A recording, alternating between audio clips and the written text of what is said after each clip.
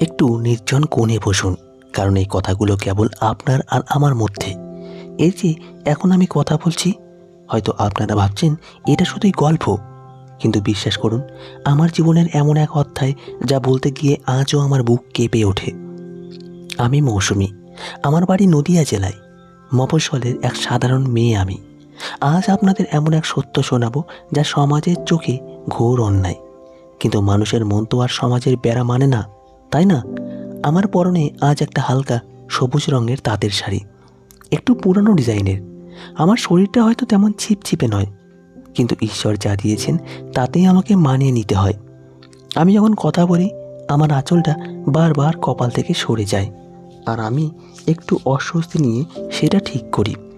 আমার ঠোঁটে সামান্য লিপস্টিক, চোখে কাজল, এটুকুই আমার সাজ। আসলে আমার বয়সটা এমন এক জায়গায় এসে দাঁড়িয়েছে যেখানে নিজেকে একটু গুছিয়ে না রাখলে কেমন যেন একটা ক্লান্তি গ্রাস করে নেয়। আমি জানি আমার এই গল্প, এই গোপন কথাগুলো হয়তো অনেকের চোখ কপালে তুলবে, অনেকে ছি ছি করবে, কিন্তু আমি তো রক্ত মাংসের মানুষ। আমারও অনুভূতি আছে, দুর্বলতা আছে। আর এই দুর্বলতার সুযোগে কখন যে আমি এক গভীর চোরাবালিতে আটকে গেছি তা নিজেও বুঝতে পারিনি। যদি আমার এই গোপন কথাগুলো আপনার হৃদয় স্পর্শ করে, তবে এই চ্যানেলটি সাবস্ক্রাইব করে আমার পাশে থাকবেন। আমার যখন বিয়ে হয়, আমি তখন সবে কলেজ পেরিয়েছি। স্বামী রাজীব ভালো ছেলে, সরকারি চাকরি করে, সচ্ছল পরিবার, কিন্তু কেমন যেন একটা দূরত্ব ছিল আমাদের সম্পর্কে। রাজীব তার কাজ নিয়ে ব্যস্ত থাকত, ফিরতে দেরি করত। মাঝে মাঝে মনে হতো সে যেন আমার অনুভূতিগুলোকে ঠিক বোঝে না। স্বামী স্ত্রীর সম্পর্কের গভীরতা শুধু শারীরিক নৈকট্যে নয়, মনের বাঁধনেও। সেই বাঁধনটা আমাদের মাঝে হয়তো আলগা ছিল। আর তখনই আমার জীবনে এলো আকাশ। আমার দেবরের নাম আকাশ। সে রাজীবের ছোট ভাই, বয়সে আমার থেকে প্রায় 5-6 বছরের ছোট। তখন সে সদ্য কলেজে ভর্তি হয়েছে। দেখতে বেশ সুশ্রী, ছটপটে আর হাসিখুশি। প্রথম প্রথম তার সাথে আমার সম্পর্ক ছিল খুবই স্বাভাবিক, যেমন দেবর ভাবির সম্পর্ক হয়। সে আমাকে দিদি ভাই বলতো, আর আমি তাকে ছোট ভাইয়ের মতো স্নেহ করতাম। কিন্তু নিয়তির খেলা বড় বিচিত্র। রাজীবের চাকরির বদলির কারণে আমাদের নতুন বাড়িতে আসা। এটা মফস্বলের একটি শান্ত এলাকা। এখানে প্রতিবেশী বলতে তেমন কেউ নেই।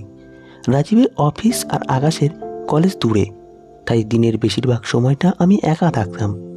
আমাদের এই নতুন বাড়িটা ছিল বেশ পুরনো ধাঁচের, অনেকটা জমিদারি বাড়ির মতো। অনেকগুলো ঘর, বিরাট বড় বাগান। দিনের বেলাতেও কেমন যেন একটা চাপা নীরবতা থাকতো। এই নীরবতা আর একাকিত্ব আমাকে গ্রাস করতে শুরু করলো। রাজীব ছুটি পেলে আসতো, কিন্তু তখনও সে নিজের কাজ, অফিসের বন্ধুদের নিয়ে ব্যস্ত থাকত। আমার দিকে তার মন তেমনভাবে পড়তো না। ঠিক এই সময়ে আকাশ এলো আমাদের বাড়িতে থাকতে। তার কলেজ এখান থেকে কাছে ছিল, তাই রাজীব তাকে আমাদের সাথেই থাকার ব্যবস্থা করে দিল। প্রথম দিকে খুব ভালো লাগছিল। দিনের বেলা বাড়িতে একটা প্রাণ থাকতো। আকাশ আমার সাথে গল্প করত, বাড়ির ছোটোখাটো কাজে আমাকে সাহায্য করত, বাজার থেকে জিনিস এনে দিত। সে ছিল আমার একাকিত্বের একমাত্র সঙ্গী। ধীরে ধীরে আমাদের সম্পর্কটা কেমন যেন পাল্টাতে শুরু করলো। আকাশের চোখে আমি এক ভিন্ন দৃষ্টি লক্ষ্য করতে শুরু করলাম।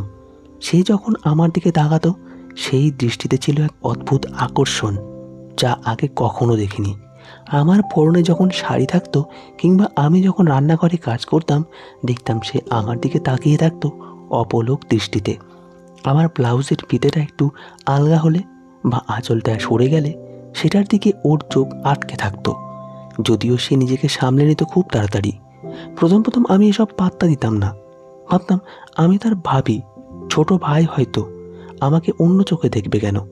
কিন্তু তার আচরণে পরিবর্তন আসতে শুরু করলো। আমার জন্য গোপনে উপহার নিয়ে আসা, আমার পছন্দের খাবার বানিয়ে দেওয়ার জন্য অনুরোধ করা, কিংবা আমার মন খারাপ হলে আমার পাশে এসে বসা। এক রাতে রাজীব অফিসের কাজে বাইরে গিয়েছিল। আমি একা ছিলাম। সেদিন খুব বৃষ্টি হচ্ছিল। মনটা এমনিতেই ভীষণ খারাপ ছিল। রাজীবের সাথে সেদিন সকালেই সামান্য কথা কাটাকাটি হয়েছিল। আকাশ আমার ঘরে এসে দেখলো আমি জানলার পাশে বসে কাঁদছি। সে নিঃশব্দে আমার পাশে এসে বসলো। কোনো কথা না বলে শুধু আমার পিঠে হাত রাখলো। সেই স্পর্শ ছিল ভীষণ নরম, ভীষণ সান্ত্বনার। আমি তখন মনের সব দুর্বলতা নিয়ে ওর কাঁধে মাথা রেখেছিলাম। সেও আমাকে খুব আলতো করে জড়িয়ে ধরেছিল। সেই মুহূর্তটা ছিল আমাদের সম্পর্কের বাঁকবদল।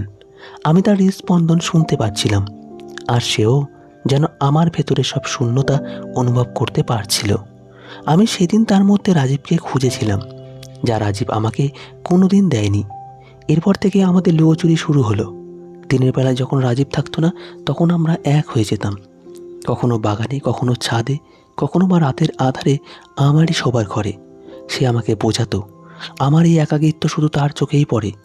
সে আমাকে কতটা বোঝে, আমার সৌন্দর্য, আমার মনের গভীরতা, সব কিছুই নাকি সে একমাত্র উপলব্ধি করতে পারে। তার কথায়, তার স্পর্শে আমার ভেতরে সুপ্ত আকাঙ্ক্ষাগুলো যেন জেগে উঠেছিল। আমি জানতাম এটা ভুল, ঘোর অন্যায়, সমাজের চোখে ঘোর পাপ। কিন্তু মনের আকর্ষণকে কি সবসময় দমন করা যায়? যখনই আমি নিজেকে সরিয়ে নেওয়ার চেষ্টা করতাম, আকাশ আরও বেশি করে আমার কাছে আসতো। সে আমার দুর্বলতাগুলোকে ভালোভাবে চিনত। রাজীবের সাথে আমার সম্পর্কে টানাপোড়েন, আমার মনের একাকিত্ব, আমার স্বপ্নভঙ্গ, সব কিছুই সে জানতো। সে আমাকে বোঝাতো, ভাবি তুমি এত কষ্ট পাও কেন? আমি তো আছি তোমার জন্য, তোমার সব দুঃখ আমি মুছে দেব। এগুলো এক ধরনের মানসিক দুর্বলতার সুযোগ নেওয়া, যা আমি তখন বুঝিনি। আমার মনে হতো সে আমাকে সত্যি ভালোবাসে, আর তার ভালোবাসার মধ্যে আমি এক নতুন আশ্রয় খুঁজে পাচ্ছিলাম। সেই এমন কিছু ব্যক্তিগত মুহূর্তের ছবি বা ভিডিও তুলে রেখেছিল, যা প্রকাশ্যে এলে আমার জীবন এক লহমায় শেষ হয়ে যেত। সে সরাসরি হুমকি দিত না, কিন্তু তার আচরণে, তার কথায় একটা সূক্ষ্ম চাপ থাকতো। বলতো, ভাবি আমাদের এই কথাগুলো যদি কেউ জানে, তাহলে তোমার সম্মান থাকবে না, আমারও থাকবে না। তাই আমাদের এটা গোপন রাখতে হবে। এই কথাগুলো শুনে আমার বুক কেঁপে উঠত। আমি জানতাম আমি একটা ফাঁদে পড়ে গেছি। আমি না পারতাম তাকে ছেড়ে যেতে, না পারতাম তাকে মেনে নিতে। প্রতিটা দিন কাটতো একরাশ ভয় আর অস্বস্তি নিয়ে। সমাজের সামনে আমাকে অভিনয় করতে হতো একজন ভালো স্ত্রী, ভালো ভাবির, আর ভেতরের আমিটা রোজ দগ্ধ হতো অপরাধ বোধের আগুনে। একবার আমাদের গ্রামের এক আত্মীয় বাড়িতে অনুষ্ঠান ছিল। রাজীব অসুস্থ থাকায় আমি একাই গিয়েছিলাম, আর আকাশও তার বন্ধুদের সাথে গিয়েছিল। সেদিন রাতে ফিরতে বেশ দেরি হয়। বাড়ির সবাই গভীর ঘুমে আচ্ছন্ন। আমি যখন আমার ঘরে ফিরছিলাম, দেখি আকাশ আমার দরজার পাশে দাঁড়িয়ে আছে। তার চোখে ছিল এক অন্যরকম আগুন। সে আমাকে ভেতরে টেনে নিল। সেই রাতে তার আগ্রাসী রূপে আমি চমকে গিয়েছিলাম। আমার মনে হচ্ছিল আমি আর আমার নিচের নই, আমি তার হাতের পুতুল মাত্র। আমার শরীরের প্রতিটি অঙ্গ প্রত্যঙ্গ যেন অবাধ্য হয়ে উঠেছিল। আমি নিজেকে আটকাতে পারছিলাম না। পরদিন সকালে নিজেকে ভীষণ অপরাধী মনে হচ্ছিল। আমার আত্মসম্মান, আমার নিজস্বতা, সব কিছু যেন ভেঙে গুড়িয়ে গিয়েছিল।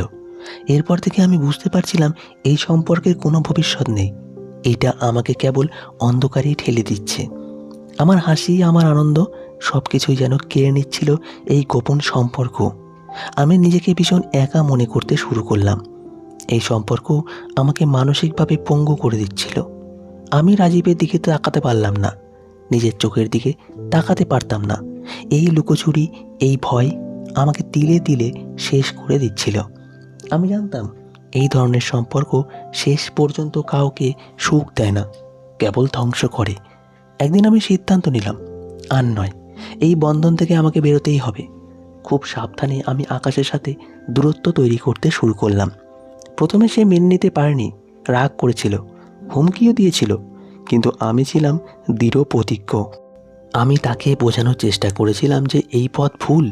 অনেক যুদ্ধ, অনেক কষ্ট, অনেক অশ্রুপাতের পর সে আমার থেকে দূরে সরে যায়, কিন্তু সেই দাগটা আমার মনে রয়ে গেছে। আমি জানি জীবনে চলার পথে আমাদের অনেক প্রলোভন আসে, অনেক দুর্বলতা গ্রাস করে, কিন্তু সেই দুর্বলতাকে জয় করতে না পারলে জীবন বিষময় হয়ে ওঠে। সেই গোপন সম্পর্ক থেকে বেরিয়ে এসে আমি রাজীবের সাথে আমার সম্পর্ককে নতুন করে গড়ে তোলার চেষ্টা করছি। আমি এখন বুঝি মনের শান্তি সবচেয়ে বড় সম্পদ।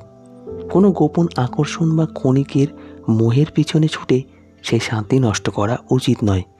জীবনে চলার পথে সবারই ভুল হয়, কিন্তু সেই ভুল থেকে শিক্ষা নিয়ে এগিয়ে যাওয়াই আসল জীবন। তো বন্ধুরা, আজকের গল্পটি এই পর্যন্তই। গল্পটি ভালো লাগলে অবশ্যই কমেন্টে আপনার নিজস্ব মতামত জানাবেন। সকলে ভালো থাকবেন, সুস্থ থাকবেন। ধন্যবাদ।